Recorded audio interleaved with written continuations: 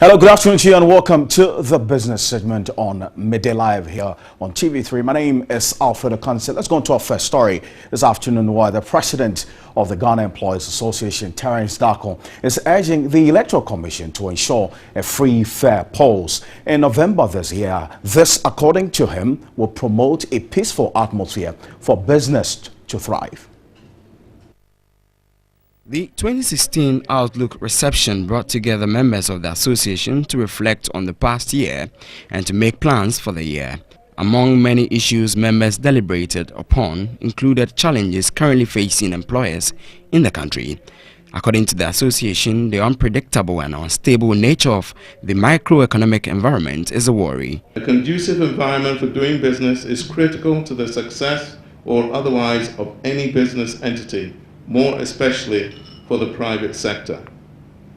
The current rate of inflation of about 19%, the latest is in fact 16.3, I believe, has significantly affected the cost of borrowing as interest rates hover around 30% and beyond.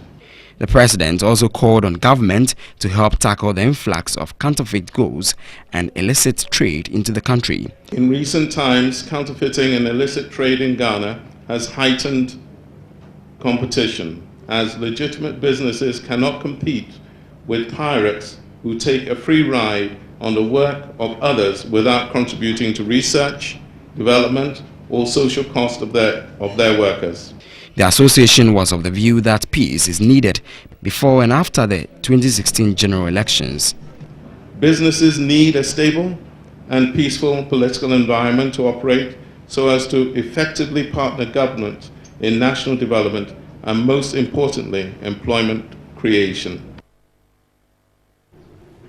Now, the Ghana Revenue Authority last year exceeded its target by 620 million Ghana cedis, representing a 2.9% increase. The authority will begin affixing excise tax stamps on excisable products from both locally manufactured and imported goods this year.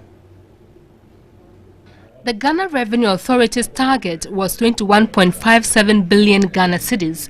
In spite of the energy crisis and the challenges in the economy, the GRA was able to collect 22.17 billion Ghana cedis. I'm happy to inform you that at the end of the year, we collected 22.17 billion, registering excess collection of 630 million over the target.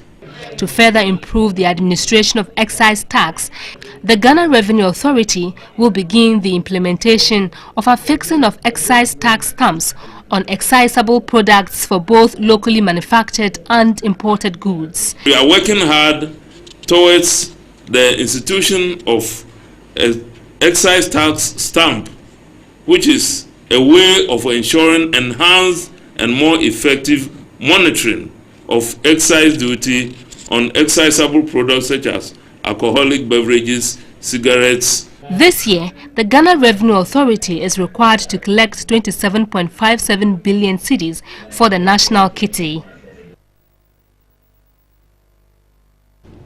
The managing director of the Ghana Stock Exchange, Kofi Yamwa, says government must take a second look at the withdrawal of incentives enjoyed by the capital market through passage of the 2015 income tax. Speaking of the facts behind the figures, Kofi Yamwa said efforts being made by the exchange to grow small and medium-scale enterprises have been retarded by the capital gains tax.